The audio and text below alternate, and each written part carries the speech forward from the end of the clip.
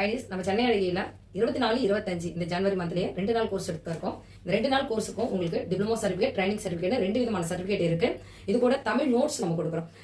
இந்த skin aesthetic கோர்ஸ்ல வந்து பாத்தீங்கன்னா நீடலிங் ட்ரீட்மெண்ட், லேசர் ட்ரீட்மெண்ட் அப்படின்னு 2 விதமா பிரிக்கிறோம். இதுல உங்களுக்கு தமிழ் நோட்ஸ் அப்படின்றது நீடலிங் பத்தின ஃபுல் நாலேஜ், லேசர் ட்ரீட்மெண்ட்டுக்கும் சரி நீடலிங் ட்ரீட்மெண்ட்டுக்கும் சரி உங்களுக்கு தமிழ் புக்.